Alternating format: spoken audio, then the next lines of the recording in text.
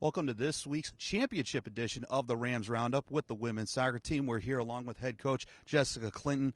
Coach, on Thursday, you guys clinched that A-10 tournament berth with, say, like that 10-second countdown that you hear over the speaker. You got a 2-goal lead. You're probably going to win. What are your feelings on the bench? I think we're just elated. You know, it was a great game that we played against Davidson, and it was great for the reserves on the sideline just to be able to celebrate and run on, and that excitement, you just can't contain it. You got to let it go.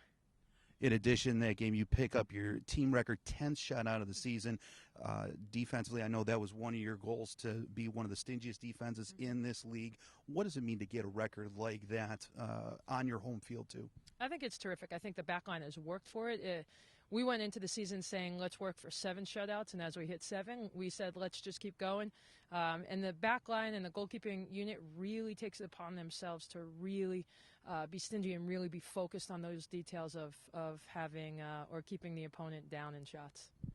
You have a very emotional day yesterday with senior day, 7 players playing their last home game here, but you also have a high emotion game where you come away with a 1-1 tie with that incredible goal in the last minute. Talk about the wide variety of emotions from yesterday. It certainly was a roller coaster. I mean, we knew from Friday, we had some notes from alums that we received just saying, you know, enjoy it and kick butt as you head to the 8-10 and bring it home, and which was great to start off the weekend.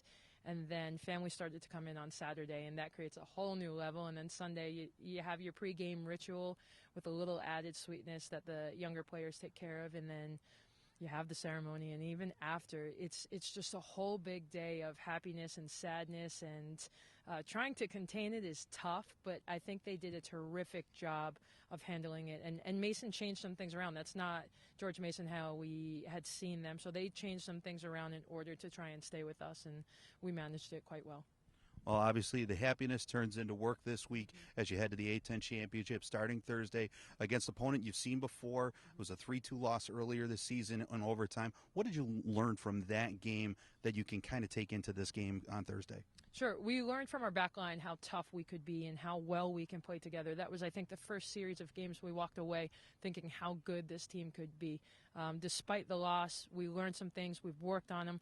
We haven't been beat the same way that VCU beat us, and that's a testament to this group and how they approach training. So we're ready for them. You know, we want to play. Let's go. All right, well, best of luck this week, and hopefully you bring home that title on Sunday. Perfect. Thanks so much. We'll be right back with an interview with junior defender Brianna Blunck. We're here with junior defender Brianna Blunck of the women's soccer team. Brianna, you guys clinched a spot in the A-10 tournament on Thursday against Davidson. 2-0 win.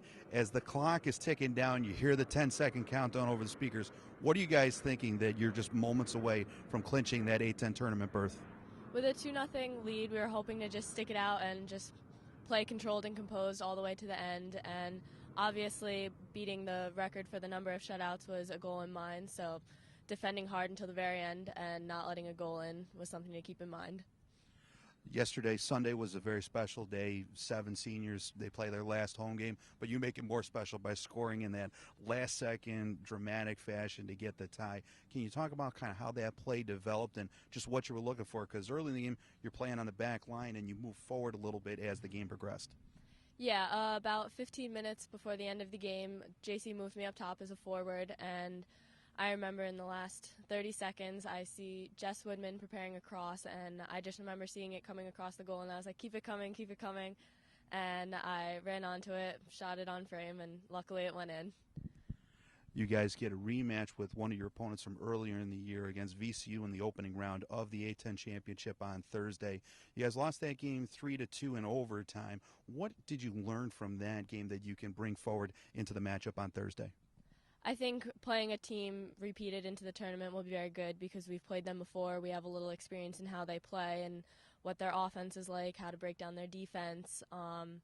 Definitely, as the season's gone by, we've been working on meshing together better on the field with communication between our midfielders and taking men and marking them up and building the ball out of the back and hopefully getting more goals against them this time.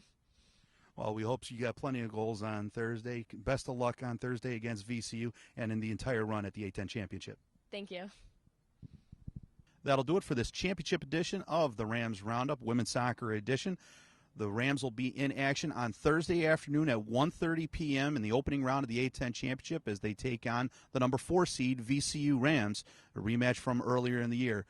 That game will be streamed live on the Atlantic 10 Digital Network, and you can get updates on Twitter at Fordham W Soccer throughout the entire game and as well throughout the entire tournament as the Rams progress through. My name is Scott Kwiatkowski, and we'll see you next week.